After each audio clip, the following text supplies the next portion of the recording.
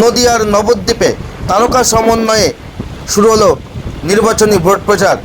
নদিয়ার নবদ্বীপে যে তৃণমূল প্রার্থী পুণ্ডরীকাক্ষ সাহার সমর্থনে এবারের নির্বাচনী ভোট প্রচারে এলেন দিদি নম্বর 1 খ্যাত, জি বাংলা খ্যাত বিশিষ্ট অভিনেত্রী রচনা ব্যানার্জি এবং তৃণমূল কর্মীদের সাথে একসাথে পায়ে পা মিলিয়ে কিন্তু ভোট প্রচার সারলেন পুণ্ডরীকাক্ষ সাহার হয়ে তৃণমূল সাংসদ তথা বিশিষ্ট অভিনেত্রী রচনা ব্যানার্জি।